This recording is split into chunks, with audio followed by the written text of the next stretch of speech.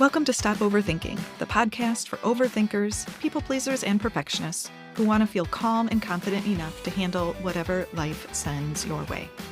I'm your host, Kristen, a women's life and mindset coach, lifelong educator, and recovering perfectionist.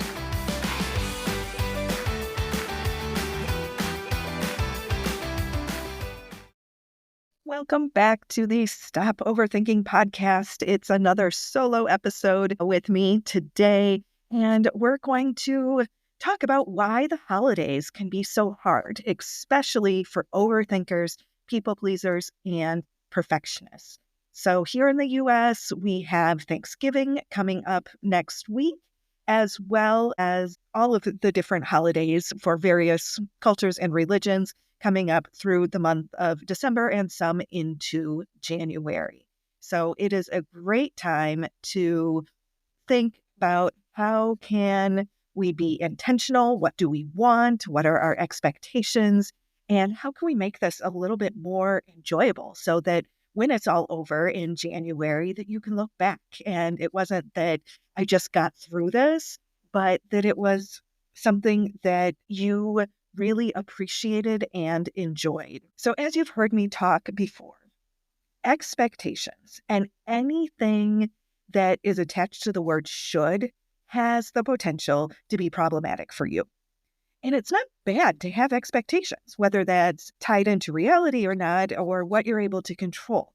But there are so many expectations tied around family gatherings and holidays. Some of these might be like expectations from your past and what you like. And if you have a partner, they have their own experiences and expectations. We have this expectation that holidays are supposed to be light and fun and happy. And then we want to revisit traditions and activities that we had maybe from our childhood, or maybe it was certain kinds of foods and ways of celebrating. We have expectations around culture and family and religious experiences. And we also have expectations around like our social engagements and what that's supposed to look like. Everything from the holiday parties and how you dress and what you bring and what happens to the school choir concerts, right? There are so many things going on, and we have a manual for all of this, the way that it should be. Throw in your work life, it's the end of the year, it's the end of the quarter, and that can also bring in additional pressure just because of that timing. So we have this convergence of so many things in the next 5 weeks, along with all of these expectations about what kind of memories we want to make and create, what kind of decorations we should put out, how much money we're going to be spending, and the gift giving, and what we spend on gifts and entertaining, and do you need a new outfit? And those expectations with money can lead to guilt spending or spending and overspending, which causes more stress and anxiety. So many people go into debt around the holidays due to the expectations of gift giving and entertaining, and again, all of these shoulds. And we might even overindulge in food and alcohol because it's more readily available. So even though it's not necessarily what you want, it doesn't fit with your health goals, you have these expectations about if I show up, this is what people do, this is what they eat, this is what they drink.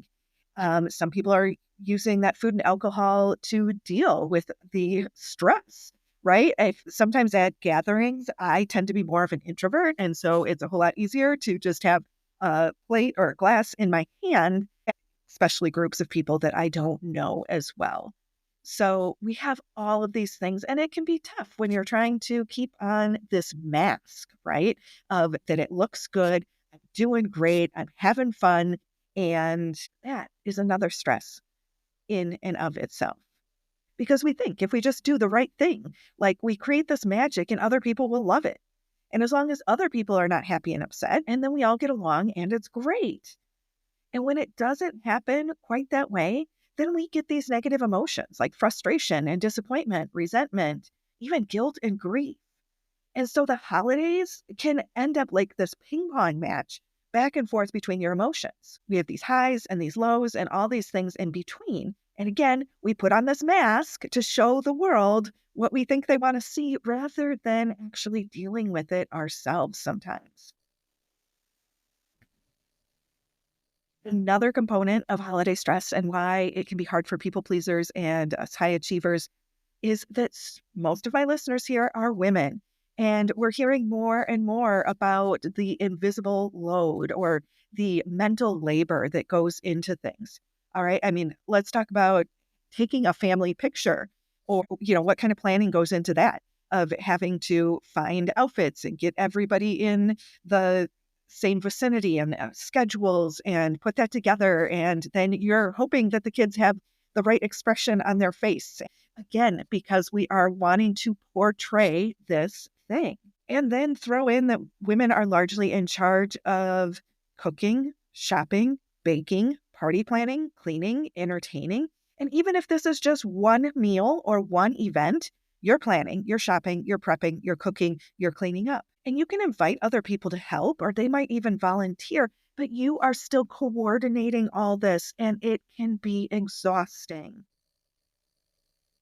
We have these rules around how the holidays should be. We have roles that we play, and we have roles that we want other people to play and how we want them to participate.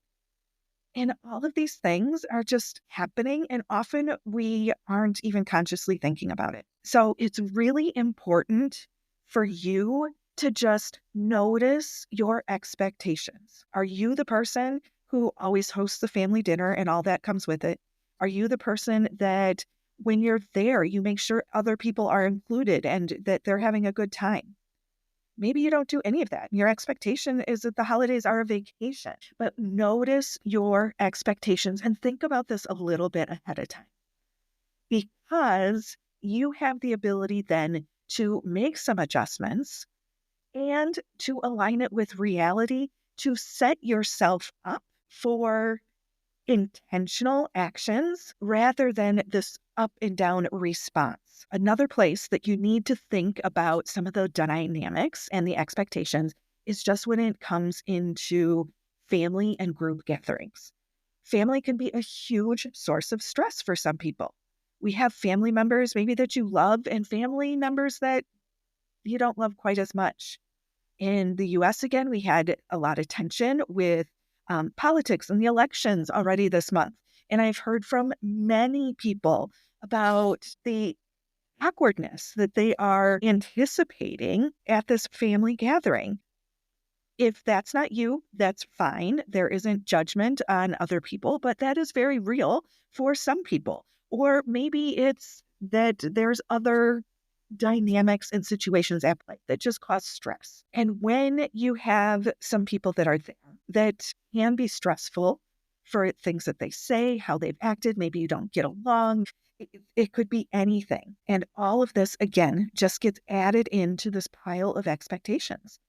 Combine this with the fact that many of us have these inner wounds from childhood that we carry around that are from these same people, our family members, and these family dynamics. And then that often gets churned up during this holiday season, along with all of the other stuff that's going on. So, with our extended family, we often fall into our childhood roles of kind of listening and defaulting to mom and dad, even if that's not what we want to do. And it's not what's best for ourselves and our family. We fall into these old patterns and habits. And then we find ourselves engaging in some of these patterns of behaviors with siblings, even though we're now adults. And so there's this internal tension because you're like, what the heck? And all of this is just more fodder for all of these expectations. So the most important thing for you to do ahead of time is to notice and just pause and take some time and think. What are your expectations in general? But then you also need to get pretty specific. Maybe it's for Thanksgiving. Maybe it's about the car ride to get to Thanksgiving. We used to always travel for our holidays when I was growing up. And in some cases, that was 4, 5, 6 hours. And there were only my brother and I, along with my parents. But having that car ride, you guys know if you have to do it and you've got kids in the car and everybody's in a hurry and did we remember everything? And are we on time? And all of these other things. So what are your expectations? Are they realistic? If you want this magical time But the reality is that you are this intermediary and trying to navigate between the kids fighting, or maybe there's an obnoxious uncle who has things to say that nobody really wants to hear, or maybe you've already heard them for the last 7 years already. Maybe you're going to this family event and you know that there's always a source of tension around a certain topic or person or situation. Of course, you want it to be different, but consider the role that you are playing, right? You are just one person and you have influence. But the reality is you can't make other people do and say and behave in certain ways. So do you have a way to really make this change? Or is your expectation really more fantasy based? You just want it to be different, and be real with yourself on what it is that you're walking into, because that's when the frustration and the resentment and the disappointment can really set in.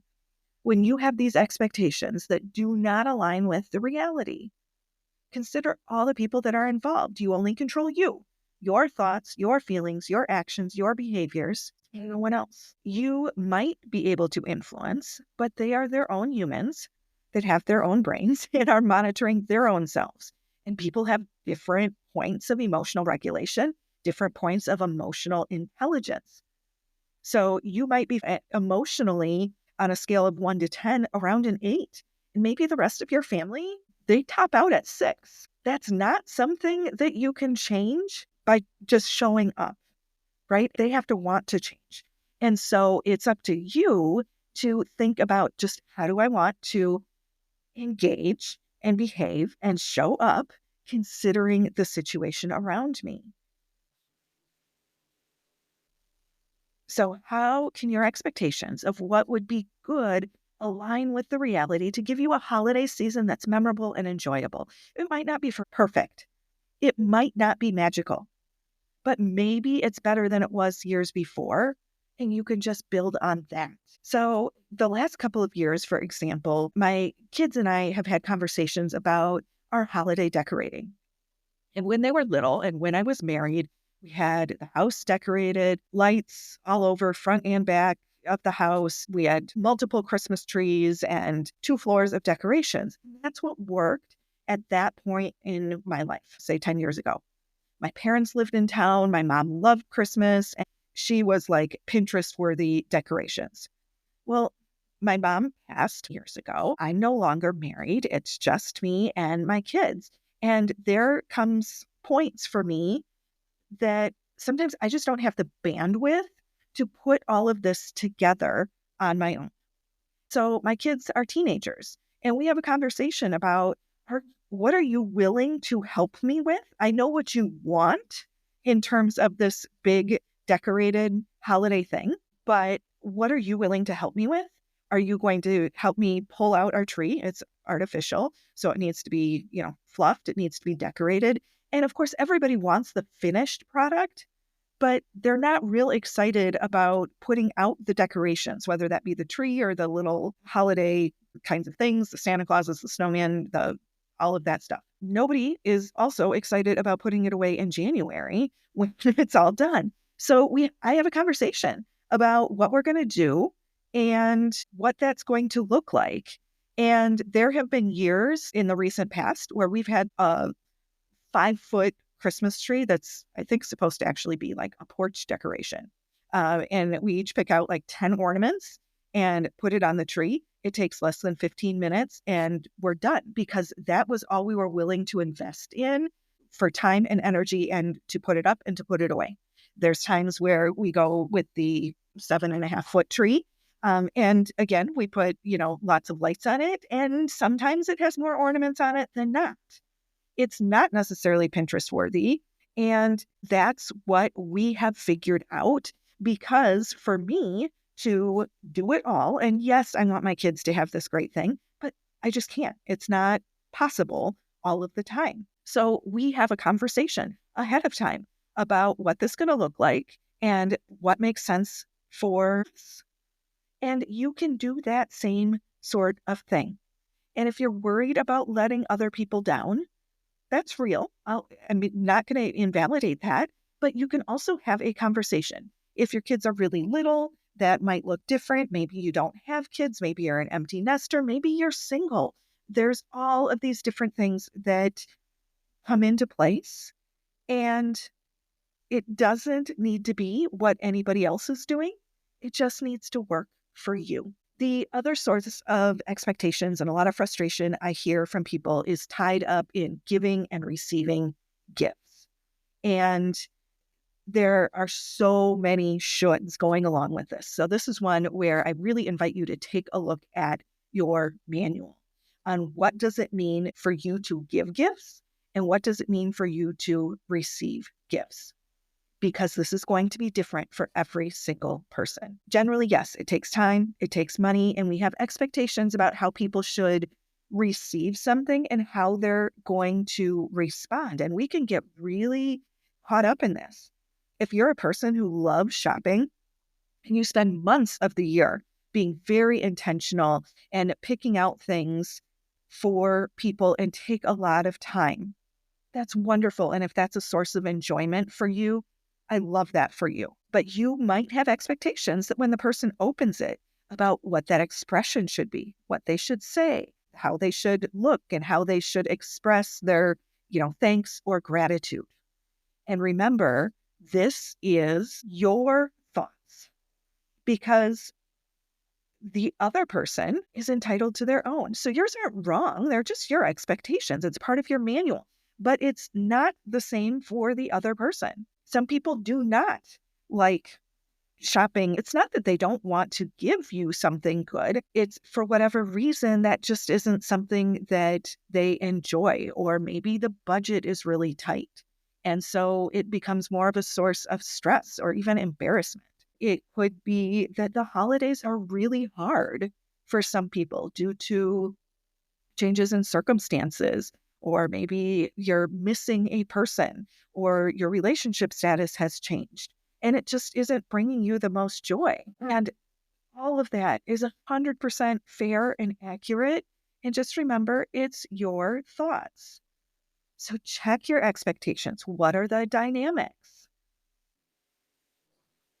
Sticking with our gift giving, like some people think that this is an obligation, and the holidays is just not the most joyful time of year for them. In my family, the year that my divorce was finalized was also the year that my mom died suddenly from stage 4 cancer, 2018. And I've talked about this before, like between my dad and my kids and I, we literally couldn't handle Christmas because we knew that there was going to be nothing that we could do to match what we thought we wanted for expectation. So we went to Florida on vacation and had an experience sort of vacation and spent a week there together.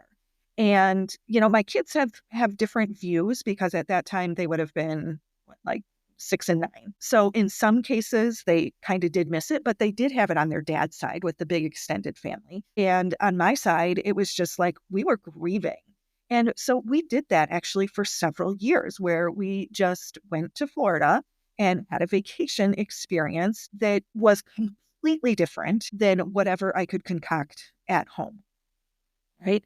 And so again, look at your expectations. Does it fit with reality? I quickly came to the assumption in those years, like, I can't deal with this. I cannot make this giant festive holiday Christmas. There were all sorts of things going on. It was my mom's favorite holiday, and my dad didn't want to be in the house with those memories necessarily either, because it was just so evident what was missing at that time.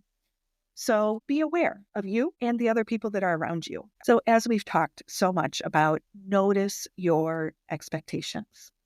Check in and see, is this valid? Is it realistic that we're going to get in the car and drive for a few hours and that nobody is going to argue? You might have weather issues. You might have sibling issues. There could be any of those things. Are we going to show up and visit at somebody else's house and expect it to be different than it always has been? You can want that. That's fine. And you get to choose how you show up. But it might not be exactly what you want. And that's okay, because you just take care of, and that might mean that this is the year that you drop that mask a little bit. that it's not always happy and joyful, and you don't have to pretend that it is, or to ask for help because you maybe have done lots of these things on your own before, and that is just not sustainable or enjoyable for you right now. So think about what's really important. You have your expectations, but also what's really important. Is it just spending time with your family? Okay, then don't get so bent out of shape about the other people's behaviors. You can go back and listen to my podcast titled Let Them. Just let other people be. You don't always have to make it about you, and deal with those emotions that come with it. You can also let go of the little things when people aren't behaving the way you want them to, even though it's not ideal and it doesn't meet your expectations. Can you just let some of it go? It's not about letting people off the hook. It's about you being able to feel better, to just experience in the present moment, to be present, to enjoy the time together, to enjoy the food, to enjoy the traditions without expecting people to be different than they really are. I want you to be able to show up in January, and as you're reflecting on these holidays, instead of feeling sad and relieved that it's over, you're filled with gratitude that you took time to plan for something different, so that you remember those moments when you're able to slow down, savor a conversation, have some time alone if you need it, or really enjoy that gathering with your friends and family. And you made this possible by making decisions ahead of time, being intentional, thinking about it, maybe creating a plan, that you are showing your family that it can be different and it can still be meaningful. And you can break maybe some of these people-pleasing or perfectionistic patterns that's just keeping everyone stuck. And I will be periodically posting and talking a little bit more about the holidays in the next month or so, but you can always go back and listen to the episodes, like I said, about Let Them. Just a couple weeks ago, I talked about when you are frustrated. So those are great ones to just take a little reminder, even just read the transcript if you need to. And you can take all of the skills that I talk about all the time, managing your expectations, deciding who you want to be, how you want to show up, and not necessarily how everybody else thinks you should show up. So have a great week, and I will be back with another episode next week.